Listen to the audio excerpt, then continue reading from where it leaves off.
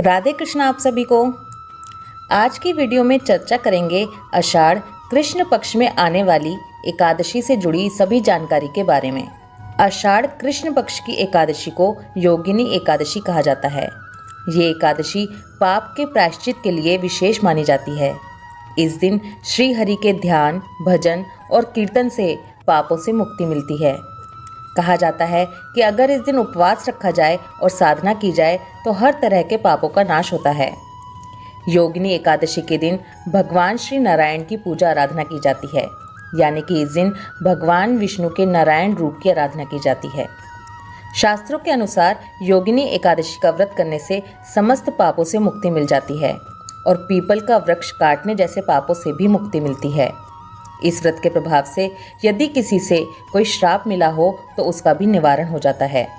जैसा कि हम देखते हैं कि कलयुग में तो कोई ऐसे श्राप देता नहीं है कि मैं तुम्हें श्राप देता हूँ, लेकिन कई बार होता है कि हम सोचते हैं कि हमें किसी की हाय लग गई है या फिर टोक लग गई है, इस तरह की बद्दुआ लग गई है, तो उसका निवारण भी योगिनी एकादशी का व्रत करने मात्र से हो जाता है। एकादशी व्रत में विधि विधान से भगवान नारायण की पूजा करने से सभी प्रकार के रोगों से छुटकारा मिलता है। कुष्ठ रोग जैसी बीमारियां भी योगिनी एकादशी के व्रत से दूर हो जाती हैं।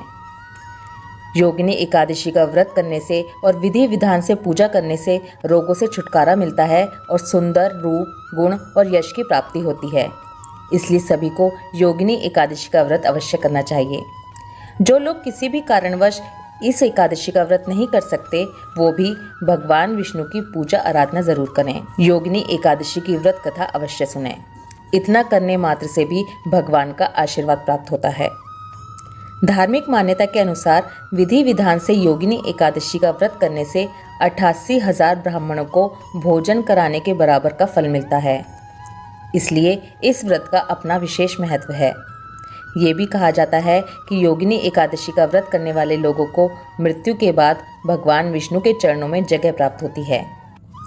सबसे पहले एकादशी तिथि का समय जान लेते हैं। एकादशी तिथि शुरू हो रही है 21 जून सुबह 7:18 पर और ये एकादशी तिथि समाप्त हो रही है 22 जून सुबह 4:27 पर। जैसा कि हमने देखा कि एकादशी तिथि 21 जून को सूर्य उदय के बाद शुरू हो रही है और 22 तारीख को सूर्य उदय से पहले ही समाप्त हो रही है।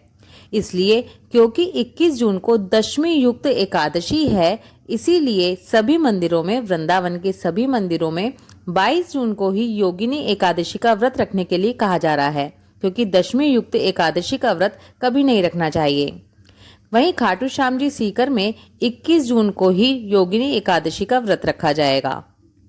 हम लोग भी पर्सनली 22 जून को ही योगिनी एकादशी का व्रत रखने वाले हैं, क्योंकि इस दिन त्रिस्पर्शा योग भी बन रहा है, जो कि बहुत ही शुभ और बहुत ही महत्वपूर्ण योग होता है, जिसमें व्रत रखने से हमें निर्जला एकादशी जैसे फल की प्राप्ति होती है। पूजा विधि की बात करते हैं। एकादशी व्रत के नियम दशमी तिथि से ही शुरू हो जाते हैं। दशमी तिथि के दिन सुबह से ही सात्विक भोजन करें। इस दिन किसी भी तरह का लहसुन, प्याज, मांस, मदिरा का सेवन बिल्कुल ना करें। सूरज छिपने से पहले खाना खा लेना चाहिए। ब्रह्मचर्य का पालन करते हुए जमीन पर सोना चाहिए। एकादशी के दिन सबसे पहले सुबह उठकर पानी में गंगा जल मिलाकर स्नान करें। एकादशी के दिन कोशिश करें कि ज़्यादा साफ सफाई ना करें, हो सके तो झाड़ू भी ना लगाएं, इससे सूक्ष्म जीवों के मरने का डर रहता है। नहाने के बाद स्वच्छ वस्त्र धारण करें। पूरे घर में गंगा जल के छींटे लगाएं। सूर्य देवता को जल अर्पित करें और इसके बाद अपनी पूजा की तैयारी करें। अपने लड्डू गोपाल, शालिग्राम जी, जो भी सेवित श्री विग्रह आपके पास हैं, उनको पंचामृत से स्नान कराएं। उनको सुंदर पीले वस्त्र पहनाएं और उनका बढ़िया श्रृंगार करें। इसके बाद एकादशी व्रत का संकल्प करें। एकादशी व्रत में व्रत का संकल्प अवश्य ही करना चाहिए। इसके बाद भगवान विष्णु को पीले फूल, मौसमी फल और तुलसी दल अर्पित करें। भगवान को पीली मखाने की खीर का भोग लगाएं। भगवान नारायण के साथ साथ माता लक्ष्मी की भी पूजा अवश्य ही करनी चाहिए।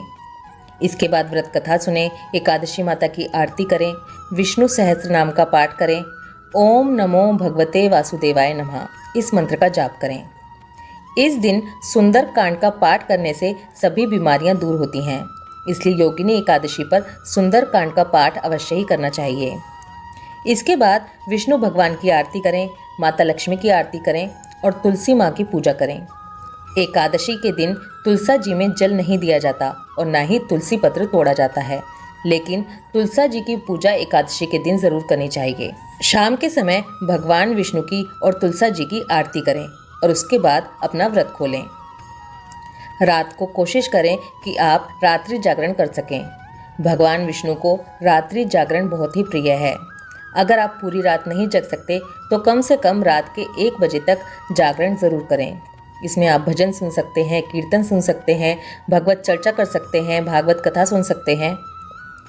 अगली सुबह यानी कि द्वादशी के दिन किसी ब्राह्मण को भोजन कराएं और जितना हो सके उतना दान दक्षिणा देकर उन्हें विदा करें और उसी के बाद अपने व्रत का पारण जान लेते हैं। जो लोग 21 जून को योगिनी एकादशी का व्रत करेंगे वो अपने व्रत का पारण 22 जून दोपहर 1:47 से लेकर दोपहर 4:35 के बीच में करेंगे। जो लोग 22 जून को योगिनी एकादशी का व्रत करेंगे वो लोग अपने व्रत का पारण 23 जून सुबह 5:24 से लेकर सुबह 8:12 के बीच में करेंगे। आई होप इस वीडियो में दी गई इन्फॉर्मेशन आपके लिए हेल्पफुल होगी और आपका सभी कन्फ्यूज़न इस वीडियो के बाद दूर हो जाएगा। फिर भी अगर वीडियो से रिलेटेड कोई भी क्वेश्चन आपके पास हो तो प्लीज़ कमेंट ज़रूर कीजिए। ये जानकारी सभी लोगों तक पहुँचे इसलिए वीडियो को ज़्यादा से ज़्यादा शेयर कीजिए।